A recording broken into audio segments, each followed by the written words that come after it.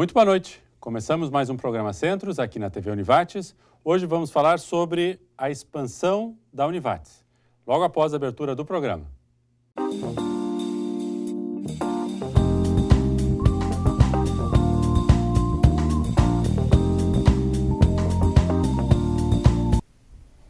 Muito bem, começando mais um programa Centros aqui na TV Univates. Nosso tema de hoje é o processo de expansão que a Univates tem passado, tem desenvolvido nos últimos anos. E para relatar esse processo, temos conosco aqui o professor Otto Mersperger, pró-reitor administrativo aqui da casa. Também o Robledo Miller, que é gerente do setor de engenharia e manutenção da Univates. A professora Claudete Hempel, que é coordenadora da Comissão Própria de Avaliação, CPA, e também o João Antônio Brown, secretário-geral aqui da Univates. Bom, esse é um tema, acho que todos nós presenciamos fisicamente, né? Na prática, no dia a dia, mas vamos tentar colocar algumas luzes sobre esse tema e luzes que venham de áreas específicas. Como é que essa questão da expansão da Univates se dá pelo ponto de vista do aluno, da necessidade dos cursos, da infraestrutura física.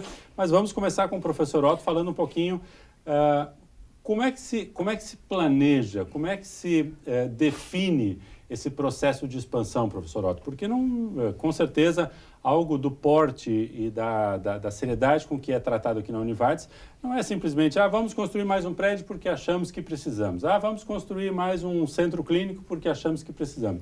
Quer dizer, isso tem todo um pré-planejamento, uma estratégia prévia. Como é que funciona isso, professor? Boa noite, Sandro. Boa noite aos nossos telespectadores.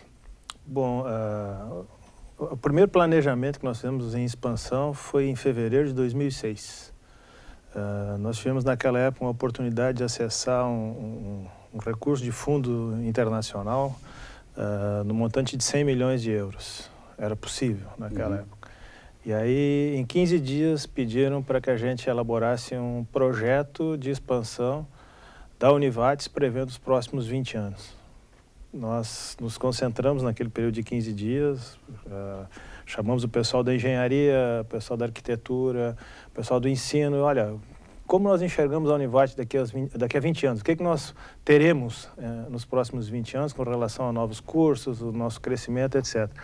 E fizemos esse exercício e montamos um projeto grande de infraestrutura. E daquele projeto de 2006, hoje só falta construir 2 torres de casa de estudante e um hospital. O resto, tudo que constava naquele planejamento está já hoje aqui na Univates. A ideia era pensar 20 anos. 20 anos. E em 10 faltaria 2 ou 3 projetos. Somente a casa do estudante e o hospital. Né? O hospital não é necessário por causa do convênio que nós temos com o HBB e outros hospitais. E a casa do estudante, nós já passamos por uma proposta de um grupo de investidores para construir um hotel, que infelizmente coincidiu com esse momento de crise e não foi possível de viabilizá-lo, mas está no nosso horizonte ainda essa possibilidade. Né? Se nós não tivéssemos enfrentado esse momento de crise, eu imagino que hoje nós só não teríamos hospital em relação àquele projeto que nós executamos em 2006. O restante está tudo aí, e mais ou menos nos mesmos locais e no mesmo tempo. A única coisa que, de fato, é bem maior do que nós tínhamos pensado é a biblioteca e o teatro. Porque naquele momento, mesmo acessando esse recurso, né, que era possível, que acabou não acontecendo, nós pensávamos em construir uma biblioteca bem mais modesta do que essa. Mas aí o professor Ney, acho que essa história já é por demais conhecida aqui dentro da instituição, o professor Ney sempre dizia, olha, a biblioteca num campus é a catedral numa metrópole. Então, vamos pensar um pouco antes de fato, implementar uma biblioteca. E aí foi solicitado ao arquiteto que fizesse um projeto um pouco maior. E como nós tínhamos uma carência de um espaço para realização de formaturas, seminários e conferências, nós pensamos num teatro também por questões culturais. Esse, na verdade, é o projeto que, estruturalmente, ele é maior do que nós tínhamos pensado lá atrás. O resto, tudo o que nós prevemos tem. Tanto é que tem uma foto lá na reitoria de um projeto que também foi projetado antes desse de 2006, que era a expansão do campus do ponto de vista viário, feito pelo professor Mascarelos, né? Concordo. E com o que nós já temos hoje lá, dá para ver que é muito parecido. Certo. Esta fonte de recurso não vingou, Não. mas o sonho, o projeto, acabou sendo de grande valia, porque a perspectiva que se desenhou para 20 anos acabou acontecendo em 10, e aquele planejamento foi utilizado. Foi utilizado, sim. Ele é como uma referência para nós. Foi como uma referência para todos os prédios que a gente fez. Mas a gente fez prédios hoje com o melhor conceito tecnológico do que naquela época, claro. E porque lá, mesmo tendo esse recurso fora, nós sempre tínhamos uma visão muito pequena sob o ponto de vista de limitação financeira, né? Sempre é difícil, não tem, uma coisa tem que ser financiamento e tal. Mas a gente sempre foi um pouquinho além, né, em cada um desses projetos. A gente sempre fez mais do que talvez o Caixa pudesse. Já sempre pensando nesse aspecto da defasagem tecnológica, da própria defasagem da ocupação daquele espaço, né? Claro. O prédio das engenharias, por exemplo, o prédio 17, ele hoje está quase que saturado, né, pela utilização que tem. Sim, mas ele tem um pé direito... Foi inaugurado em novembro de 2011, quer dizer... Mas ele tem um pé direito que permite que a gente ocupe o segundo andar, todo ele. Já temos um projeto feito lá pela engenharia, com o Robledo e o time dele, de um crescimento todo ele estrutura mecânica, né, para que a gente possa ocupar aos poucos também, conforme for aparecendo a demanda de novos laboratórios das engenharias. Claro. Bom, claro que tem o lado do planejamento, tem o lado da realidade da demanda da instituição, mas tem o lado do financiamento também, quer dizer, não vingou naquele momento, mas surgiram outras fontes de financiamento que foram viabilizando essa expansão. Sim, são duas coisas, na verdade. Por um bom período, lá de 2005 em diante, foi totalmente com recurso externo, com financiamento, em linhas de financiamento BNDES. Mas aqui, esse projeto maior, eu falo aqui porque nós estamos no prédio 12, né? Então, o cacuete da gente, o vício, né? Da biblioteca e o teatro foi feito com 40% de recurso próprio, que foi um caixa que nós fizemos ao longo do tempo, né? Com o que nós geramos de excedente, foi posto num recurso, num fundo, não um fundo convencional, mas um recurso que foi guardado para que a gente pudesse, na hora que aparecesse a oportunidade de fazer um projeto da magnitude, que é o Centro Cultural, a gente tivesse recurso próprio também. E foi muito bom, porque até nós construirmos o Centro Cultural, era negócio ficar com o recurso em caixa e tomar ele emprestado.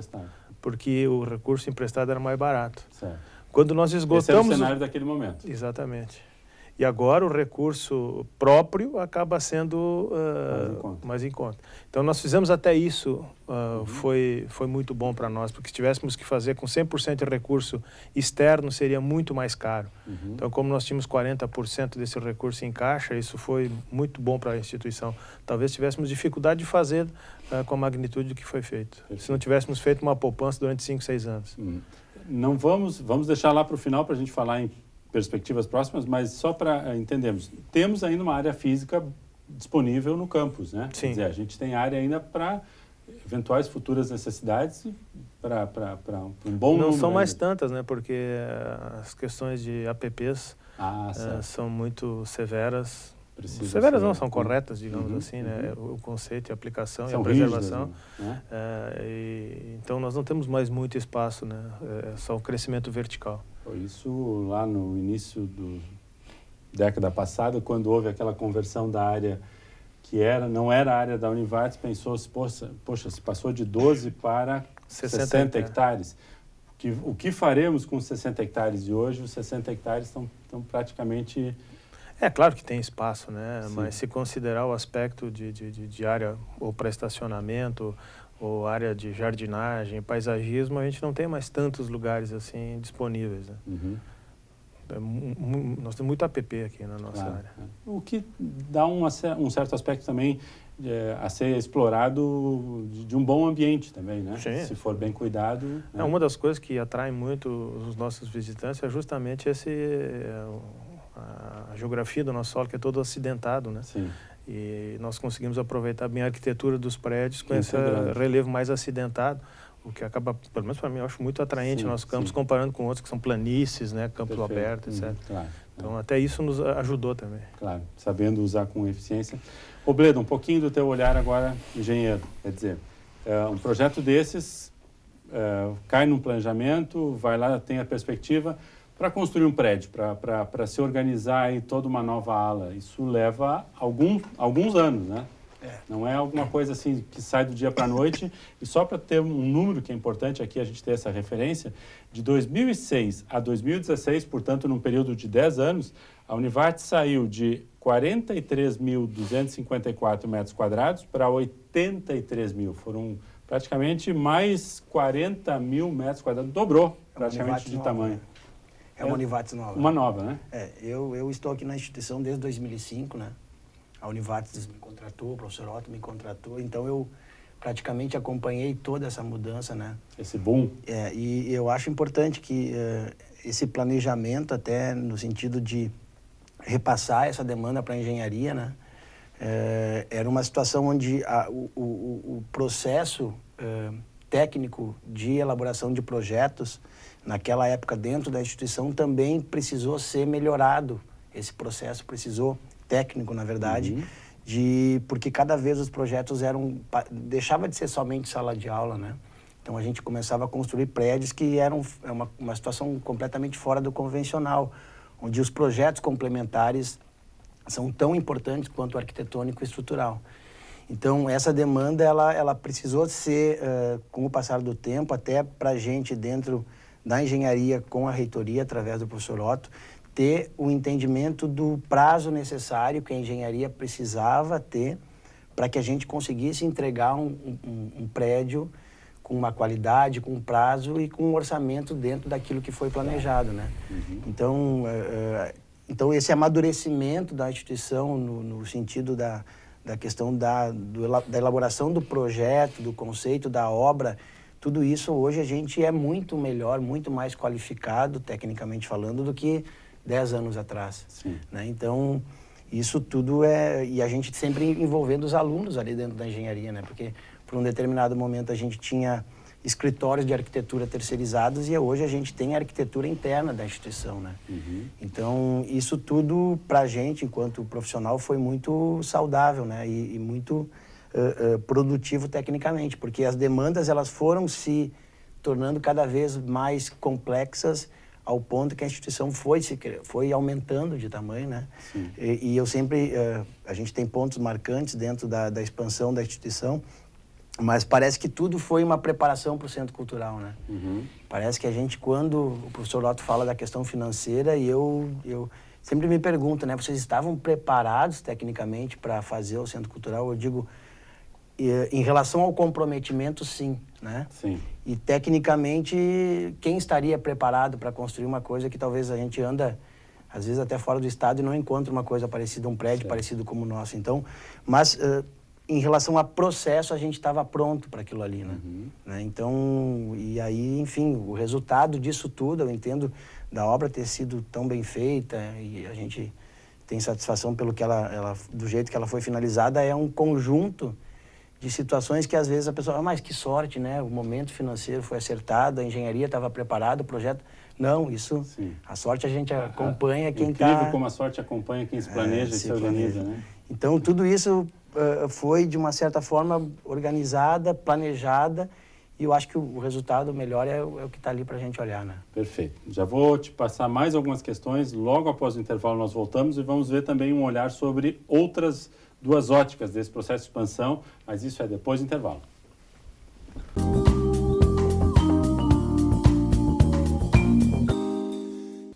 Segundo bloco do nosso programa Centros, estamos falando hoje sobre o processo de expansão da Univates. Conosco aqui, professor Otto Mersperger, pró-reitor administrativo, também o Robledo Miller, gerente do setor de engenharia e manutenção da Univates, a professora Claudete Hempel, coordenadora da Comissão Própria de Avaliação, a CPA, e também o João Antônio Braun, que é o nosso secretário-geral aqui da casa. Professora Claudete, a sua missão... além das atividades acadêmicas, obviamente, aqui como coordenadora da Comissão Própria de Avaliação. O que é a CPA? Quais são as funções da CPA? Quais são os critérios que a CPA precisa acompanhar? E o que isso tem a ver com a infraestrutura, que é o que estamos falando hoje?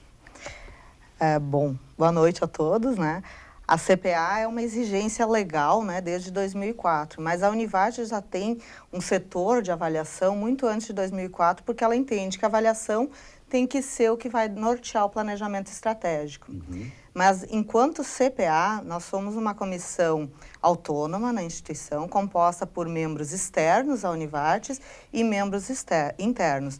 Então, nós temos representação de alunos, de ACIL, de CODEVAT, da mantenedora, temos também funcionários técnicos e administrativos, cujo olhar é verificar a percepção dos diversos segmentos aqui da Univartes. A percepção dos alunos, as reivindicações dos alunos, dos professores, dos funcionários, a percepção de demandas externas.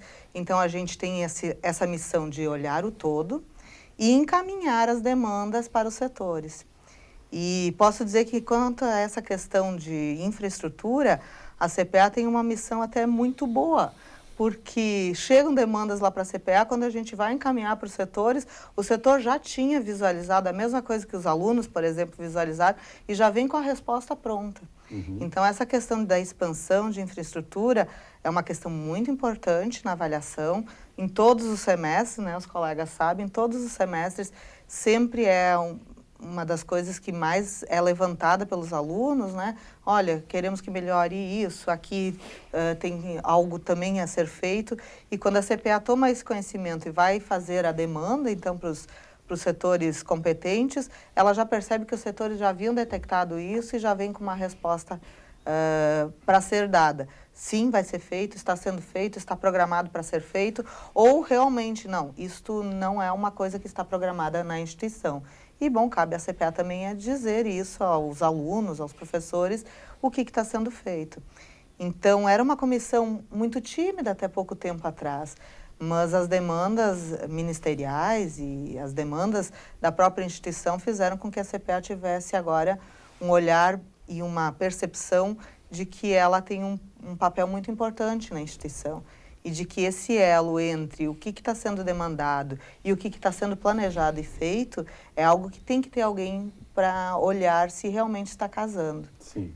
Então, e a questão da infraestrutura, que é o que a gente está falando hoje aqui, é sempre uma das questões que mais aparece nas avaliações. A CPA, claro, avalia a questão pedagógica, a questão de formação de professores, a questão mais organizacional, mas inserção também do aluno no mercado depois, certo. Né? A demanda desse mercado, Perfeito. Tudo isso a gente olha também. Sim. Mas um dos elementos também é a questão física. É a questão física. E agora, especificamente nesse período, está sendo muito exigidas as questões físicas para acessibilidade, né?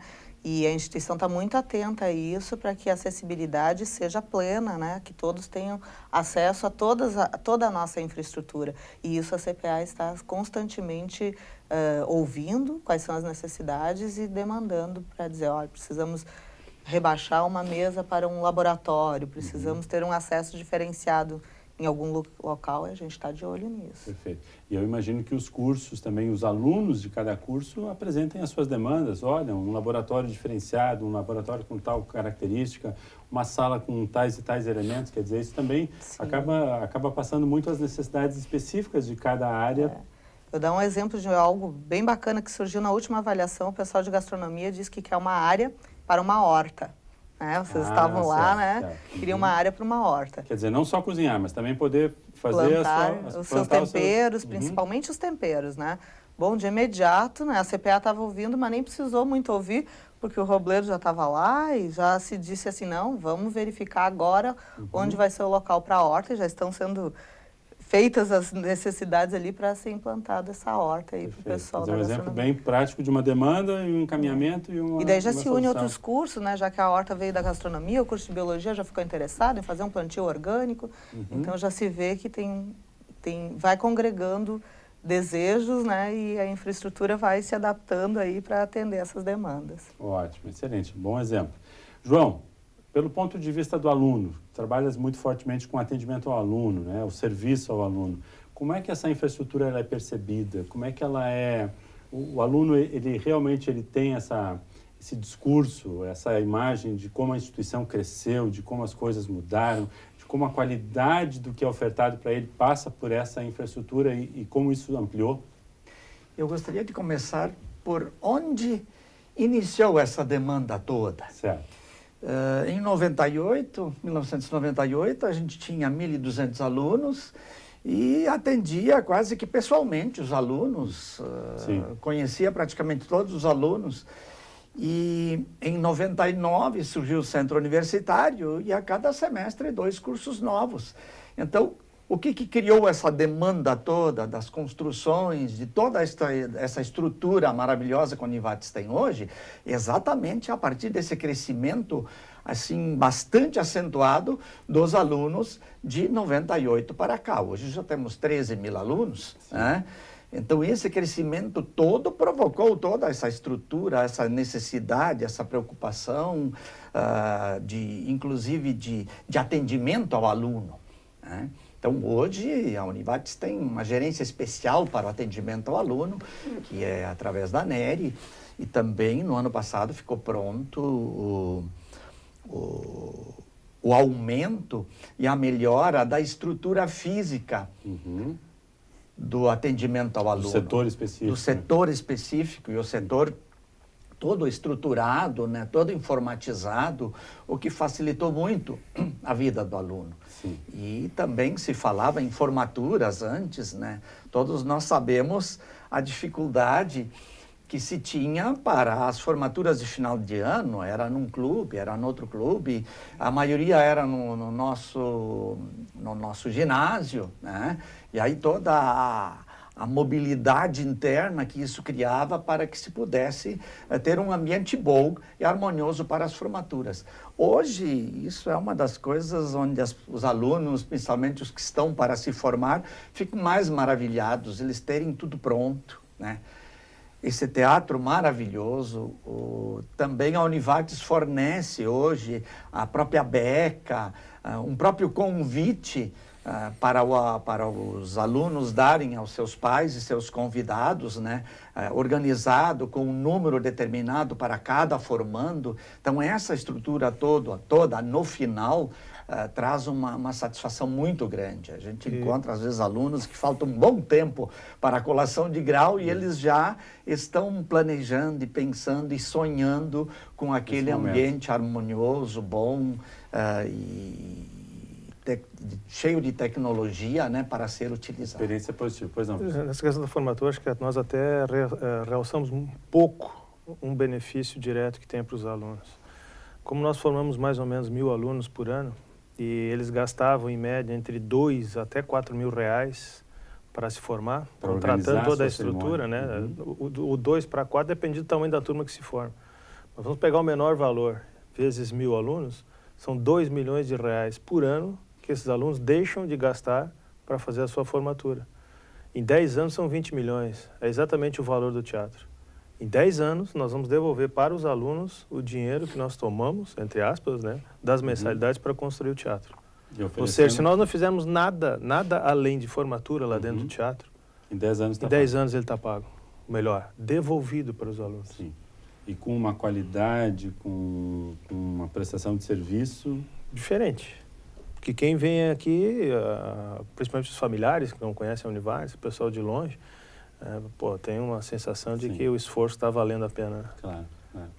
João, mas só para fechar um pouquinho o teu olhar, tu deves lembrar o que era o discurso dos nossos alunos lá da década de 90, né? Vir estudar na Univates era meio que uma aposta, né? Estrutura. Hoje não, né? Hoje o aluno vem e sabe que ele está numa infraestrutura de ponta, né? A infraestrutura, indiscutivelmente, mas também a qualidade do que a Univates apresenta em sala de aula.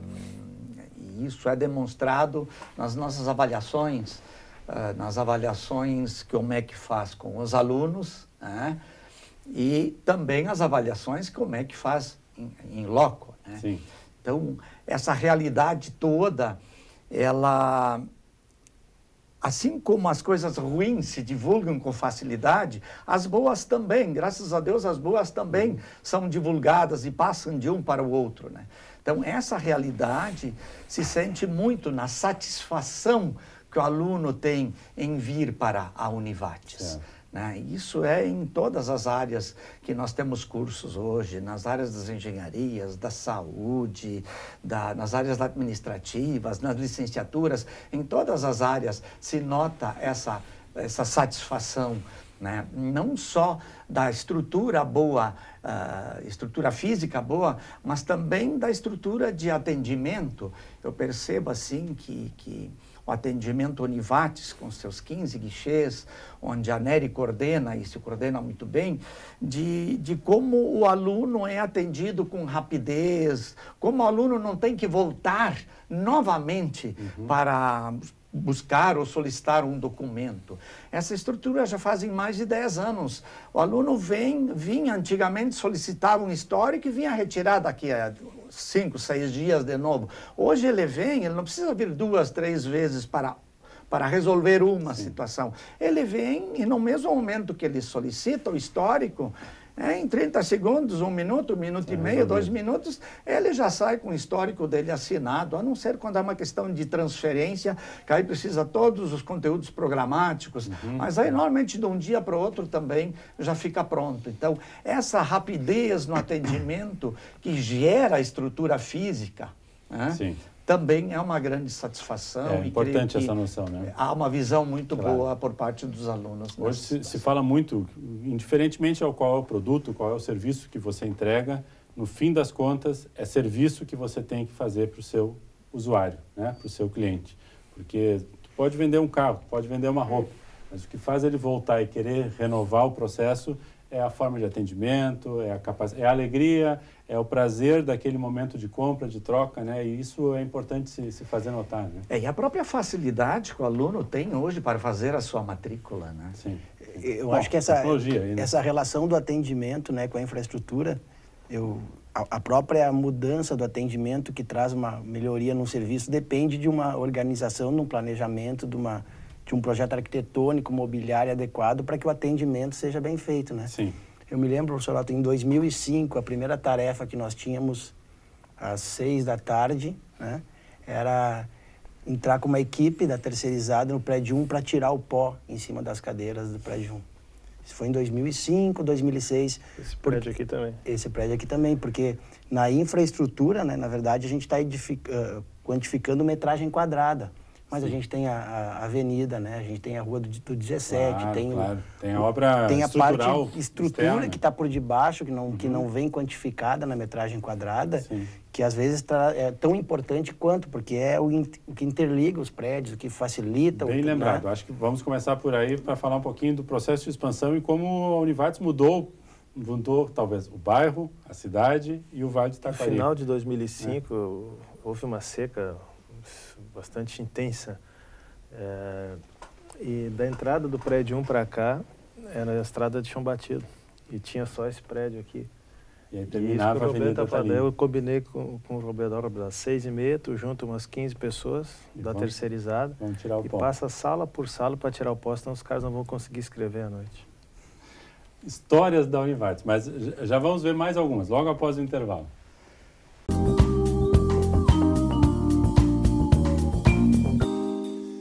Terceiro bloco do nosso programa Centros de hoje, estamos falando sobre o processo de expansão da Univates aí nos últimos anos.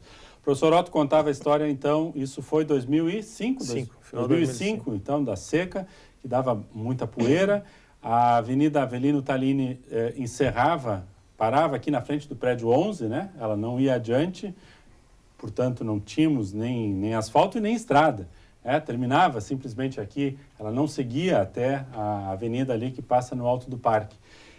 Bom, se olharmos para trás, tanta outra coisa já aconteceu, mas, professor Otto, um pouquinho assim, a Univates acaba, justamente por esse foco que ela tem, por essa importância, por essa maneira dela agir, ela acaba sempre tendo também um certo compromisso de fazer as coisas dentro de um padrão, dentro de um nível de qualidade, de uma busca de excelência.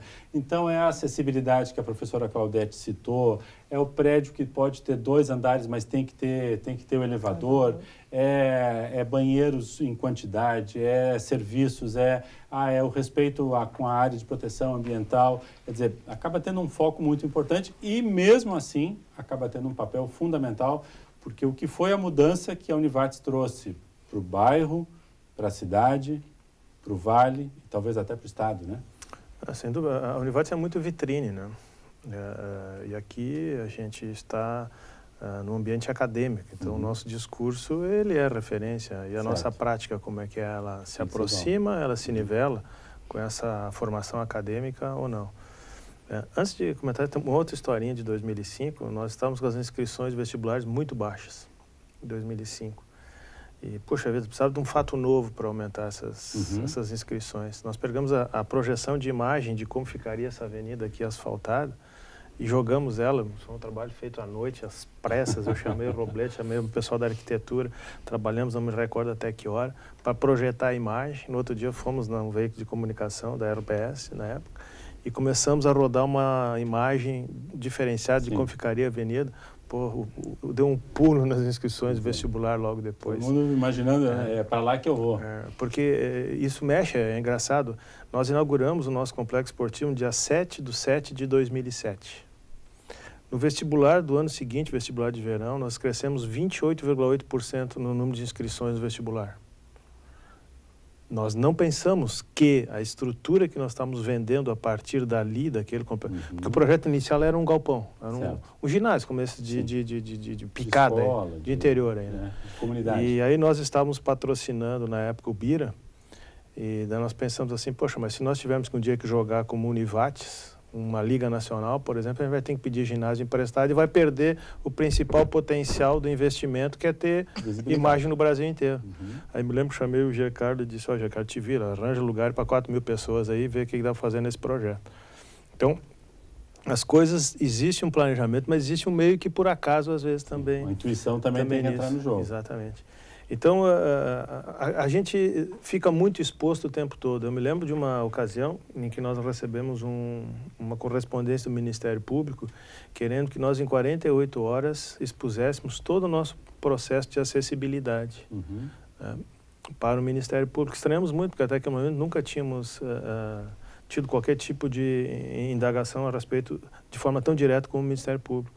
Depois nós ficamos sabendo que tinha vindo para cá um promotor de justiça que tinha uma filha com problemas de limitações físicas e ele estava vindo de Santos e ele queria saber como é que eram as escolas da região, incluiu inclusive a Univates, né? Então veja como a gente acaba sendo questionado e ficando em evidência. Não que estivesse errado, né? Mas estava correto de parte dele, né? Que às vezes isso é um fato que nos últimos anos isso acendeu de forma mais efetiva, né? Ainda hoje de manhã estávamos discutindo isso com a nossa solicitação de credenciamento como universidade, né? Que a questão acessibilidade é algo fundamental, obrigatório, além de ser obrigatório, né? É obrigatório e eu acho que é justo que faça isso também, como as coisas têm que fazer. Mas sim, nós brigamos muito com o Corpo de Bombeiros, porque eles querem que a gente seja, eu acho que o Robledo se recorda, uma vez queriam que nós retirássemos todos os como é que chama, os corrimões, porque eles estavam com 1 polegar a mais do que deveria. E na legislação fala que esses 2 dedos eles precisam se encontrarem para se segurar e nós tínhamos 1 polegada a maior, né? Por quê? Porque nós somos cobrados. Eu, inclusive, à época sempre dizia, olha, quando vocês tiverem todos os prédios da cidade, o que nós temos aqui, nós vamos pensar em fazer o que vocês pedem a mais. Porque, como havia muita obra, a gente estava sempre em conflito, né? Com esses órgãos fiscalizadores. Mas eles estão corretos, eles fazem isso porque tem que fazer, é papel deles fazer. Mas porque a Univates está sempre na vitrine também, sempre sendo cobrada, né? Então, quando nós pensamos no passado, inclusive quem contratar para executar muitas obras, a gente sempre foi muito questionado, mas uma instituição regional trazendo empresas de fora da região para executar a obra aqui. Às vezes era por essas demandas, né? E eu me lembro, a primeira frase que eu ouvi nesse sentido foi do próprio Robledo. Olha, professor, às vezes trazer qualidade de fora da região vai ajudar a desenvolver a própria região. Isso a gente tem certeza que colaborou com esse tipo de visão também de fora, de ter, por exemplo, um grande canteiro de obras, né, com condições sanitárias e higiênicas no canteiro de obras, que a gente não tinha no passado. Se a gente for lembrar, os funcionários iam como aqui não tinha problema de macega, resolvia o problema mais fácil, né? Então, até isso com o passar do tempo foi acontecendo. Acidentes em obra, né? Que nós tivemos um aqui no Centro Cultural, que o menino se machucou feio também, como é que isso aconteceu, os recursos, as comprovações de não responsabilidade e responsabilidade.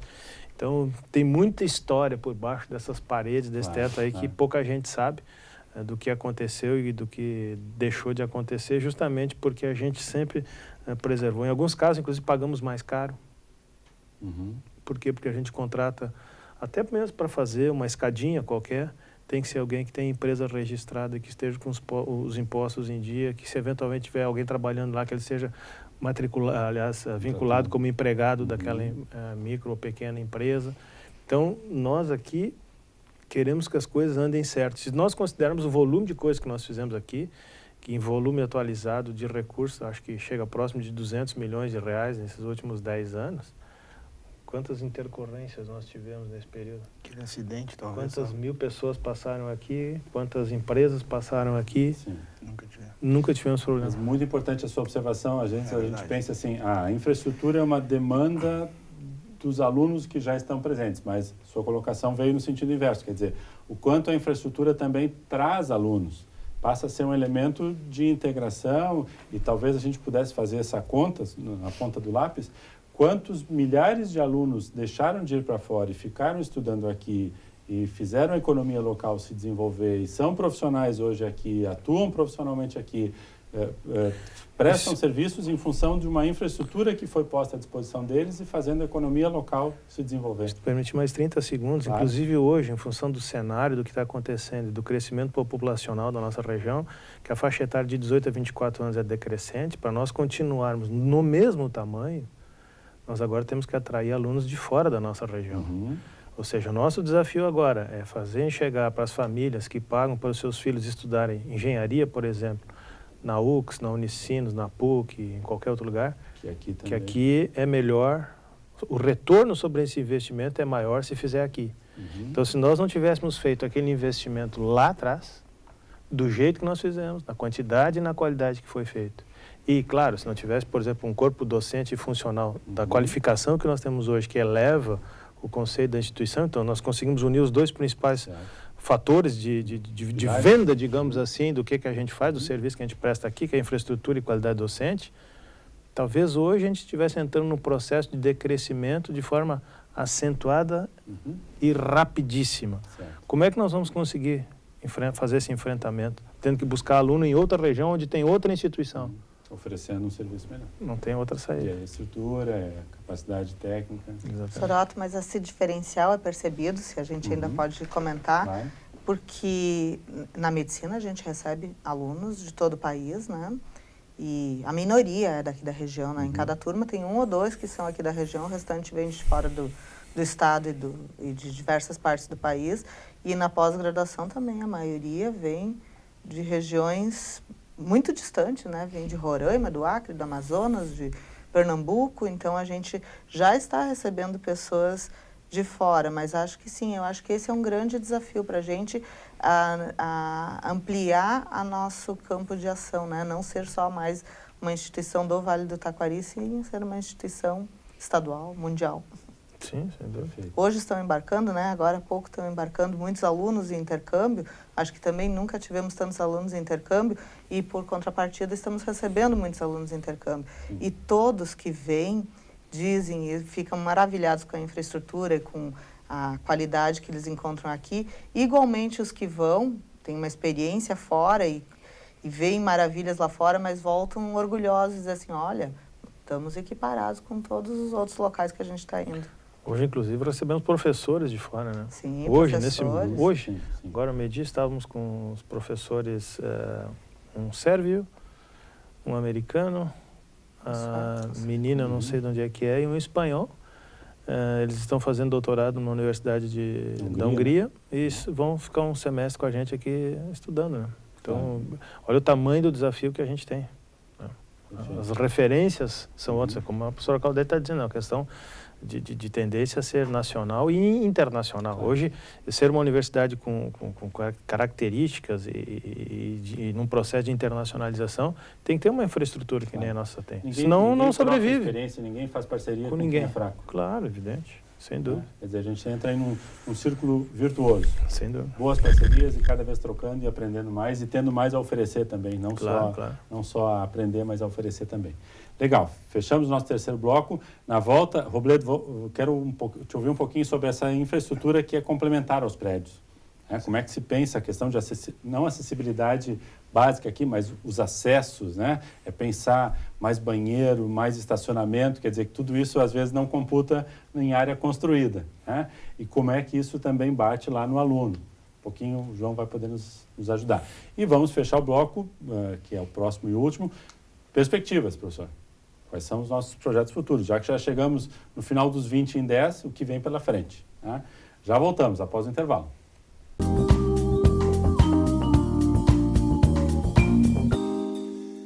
Quarto e último bloco do nosso programa Centros de hoje, estamos falando sobre o processo de expansão da Univates. Robledo comentou no bloco anterior uma questão importante que a gente, quando olha para os números, fala, puxa, saímos de 43 mil para 83 mil metros quadrados de construção. Mas isso é prédio, isso é sala de aula, isso é laboratório, que é uma coisa que cada vez fica mais complexa, porque são cursos diferentes, laboratórios diferentes, estruturas acadêmicas diferentes, ok, legal. Mas paralelo a isso tudo, tem a questão de estacionamento, tem a questão de acessos, estradas, asfalto, ajardinamento, quer dizer, o quanto o campus e o quanto a Univates teve que também buscar adaptações e serviços e disponibilidades outras, né? O professor Otto comentou, né? A gente tem, talvez, assim, na mudança da infraestrutura, 3 anos marcantes para mim, enquanto engenheiro ali da instituição. 2007... né, que é o complexo esportivo.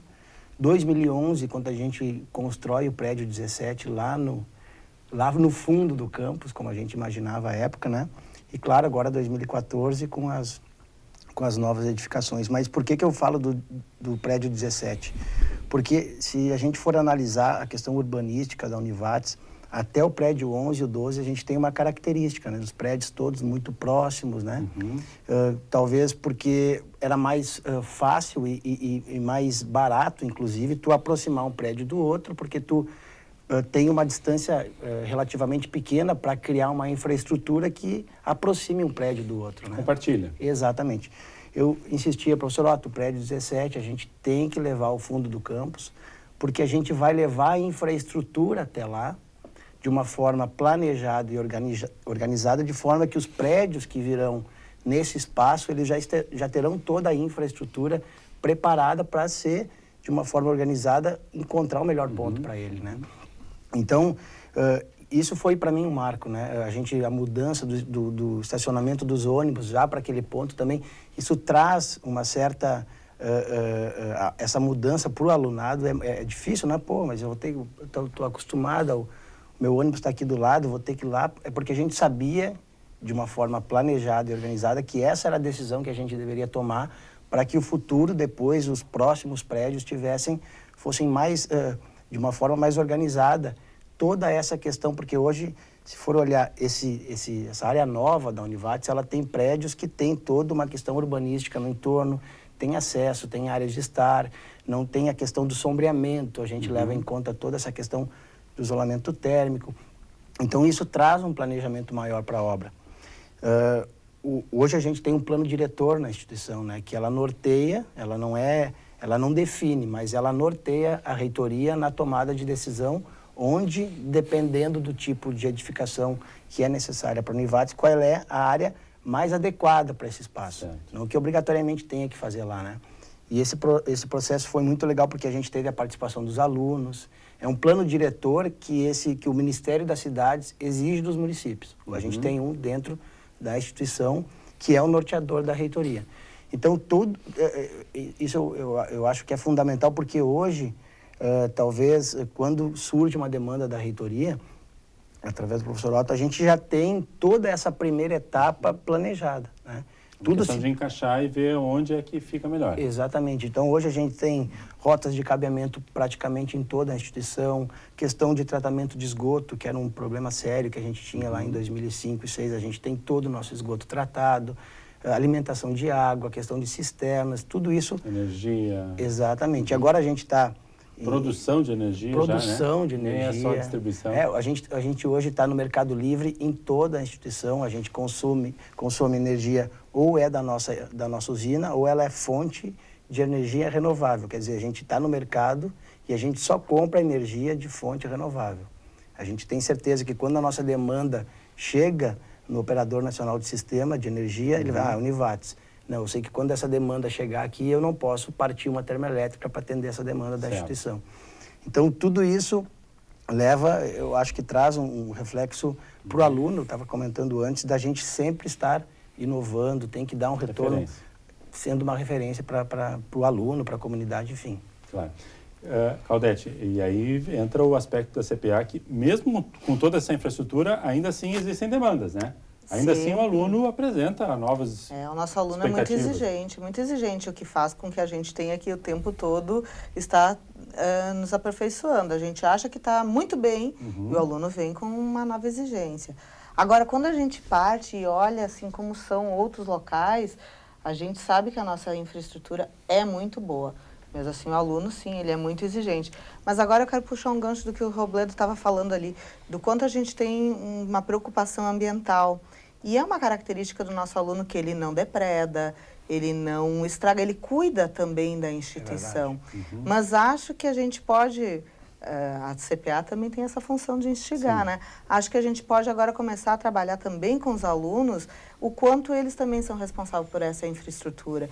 Não só por demandar, mas por cuidar. O quanto eles também podem saber que essa energia que a gente tem aqui é uma energia de fontes renováveis, de que aquele lixo que ele vai deixar em cima da mesa, ele próprio tem que pagar para alguém vir retirar, portanto ele poderia estar cuidando, pode estar produzindo menos, né? Porque o nosso sistema sanitário todo ele é tratado, mas que ele pode estar cuidando para não gerar mais e que, portanto, vai precisar tratar menos. Então, eu acho que agora nós também podemos devolver para o aluno para que ele seja nosso parceiro em cuidar de toda essa infraestrutura.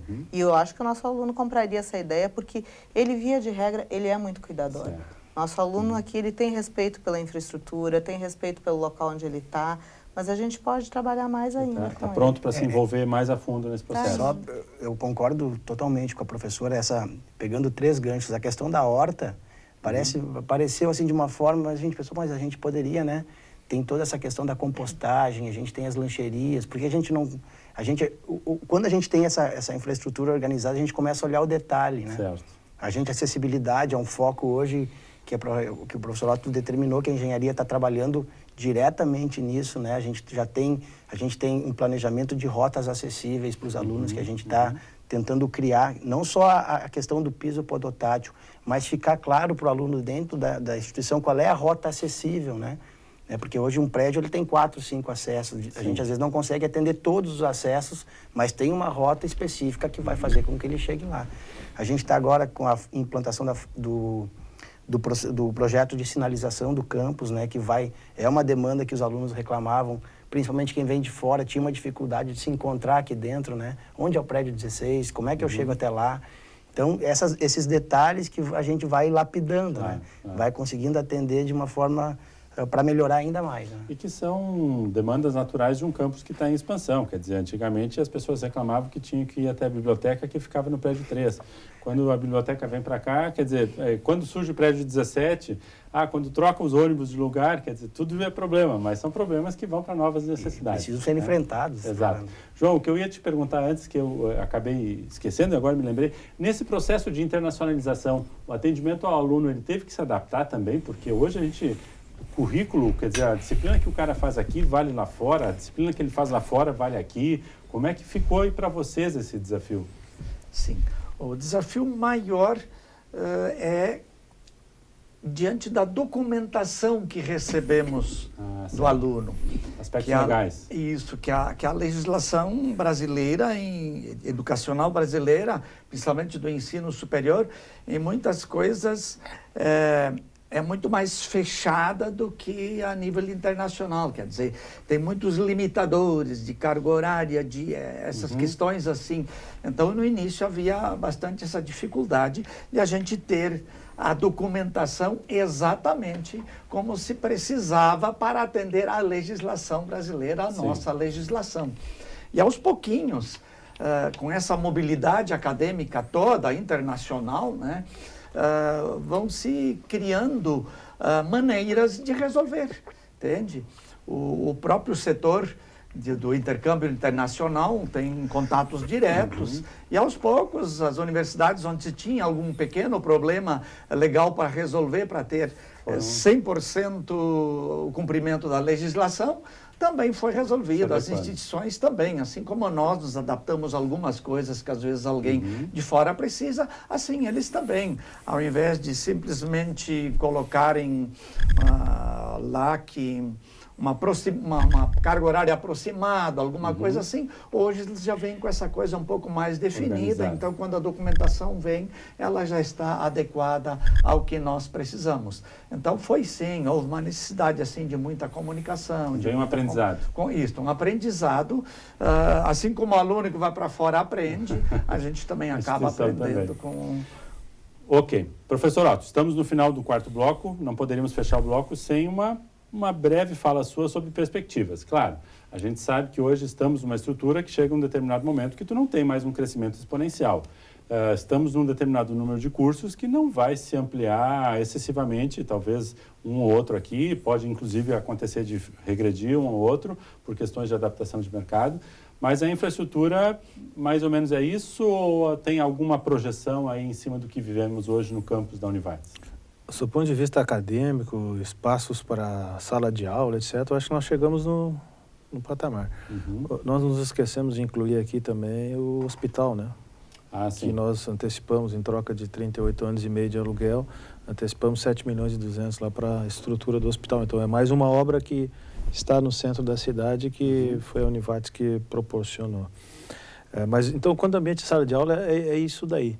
Eu acho que o nosso grande desafio agora é fazer usar esse espaço aqui, que é um local privilegiado do ponto de vista geográfico, para encontrar parcerias, para conseguir fazer com que se crie recursos e se crie com esses recursos fundos para financiamento para novos alunos. Certo. Eu acho que esse é o nosso grande desafio para os próximos anos, né? Por exemplo, espaços de comerciais, principalmente. Talvez com alguns investidores, uma imobilização vertical em 1 ou 2 prédios com ambientes profissionais para consultórios, para gabinetes, etc., onde a gente possa ter uma participação no desempenho, para que a gente consiga criar recursos para ampliar o acesso de alunos carentes via financiamento para que eles possam ser nossos alunos. Perfeito. Se nós ficarmos do jeito que nós estamos aqui, com o cenário do jeito que está, com a concorrência do jeito que vai ficar, nós vamos ter uma dificuldade muito grande de nos mantermos como nós estamos hoje. Sim. Então esse vai ser o nosso grande desafio daqui para frente. Vai ter que sair um pouco dessa visão sala de aula novo padrão. E como é que está se comportando o mercado, quais são as oportunidades que nós temos hoje de atrair recurso para financiar alunos novos. Perfeito. Esse é o maior desafio. A ideia não é ficar esperando o FIES voltar a ser do jeito que era, porque talvez isso não vá acontecer nunca, né? Como eu não sou mais tão novinho assim, eu tenho certeza que eu não vou ver mais um FIES como ele já foi. Né? Eu espero que as futuras gerações vejam. Mas nós temos, como país, agora falando um pouco da minha área de formação como economista, né? Nós temos outras reformas a serem feitas antes do FIES. Então, o FIES poderá vir a ser um programa como ele já foi, mas nós teremos que fazer outras coisas antes. Isso significa que isso anda mais uns 5, 6 anos para que ele volte a ser como ele já foi em 2013 e 2014. Perfeito. Mas isso é desafio e a Univates gosta de desafio e ela aceita os desafios e vai adiante. Se tem uma instituição que no seu DNA sabe conviver com desafio, é a Univates. Acho que a média aqui, o Robledo é o mais novo na casa, né? Então, e já não foram poucos os desafios que pegou, então a gente sabe bem o que o professor Otto está falando aqui.